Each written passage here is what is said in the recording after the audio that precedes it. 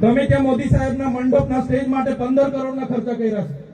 Toilet mobile toilet માટે 2,40,000 2 કરોડ ને 40 લાખના તમે ખર્ચા પાડ્યા છે. નાસ્તા માટે 2 કરોડ ખર્ચા પાડ્યા છે. તમે ડોમ માટે 2 કરોડ ખર્ચા પાડ્યા, ચા માટે 2 કરોડ ખર્ચા પાડ્યા, બસ માટે 2 કરોડ ને 71 લાખ રૂપિયાનો ખર્ચો પાડ્યો. કેમ?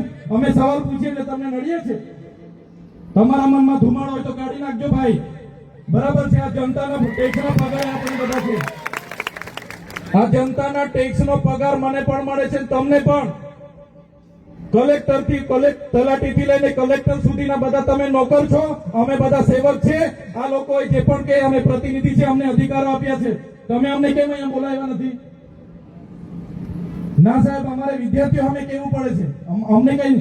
તમે દર વખતે ચિંતામાં કીધું, દર વખતે આ જ પ્રશ્ન ઉભો કરો છો, દર વખતે આ જ પ્રશ્ન ઉભો કરો છો. ઓ ભાઈ, ધારાસભ્ય છું, લોકોએ મને ચૂંટ્યા છે, મને આમંત્રણ જોઈએ ભાઈ. આ કોઈના પૈસાથી આ બિલ્ડિંગ નથી બની, તમારા ઘરના પૈસાથી બની છે. અરે વિષય પર તો મને આમંત્રણ કેમ નથી આપ્યું? મને જાણ કોઈ એક ફોન કેમ નથી કર્યો? કેમ ભાઈ? અમે ધારાસભ્ય ચૂંટાયેલા છે, લોકોએ અમને અધિકાર આપ્યા છે. અમારો અવાજ તમે દબાવવાની વાત કરો છો. તમારે આમંત્રણ આપવું જોઈએ ને અમને. ઓ ભાઈ, બંધ કરી દેવાનો મારા અધિકાર છે ભાઈ. તમે એનો આવો બંધ કરી દે એટલે આમંત્રણ કેમ નથી? બંધ કરી દે એટલે બંધ કરી દે એટલે બંધ કરી દો એટલે આમંત્રણ આપવું જોઈએ ને તમારે.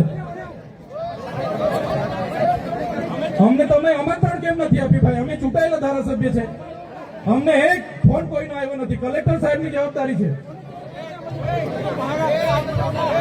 આ કોઈના કમલમના પૈસાથી બિલ્ડિંગ નથી બની ભાઈ. કોઈ તો પછી સાહેબ અમે તમારી રિસ્પેક્ટ કરીએ છીએ. મેં દરેક સરકારના કાર્યક્રમમાં હાજર છું.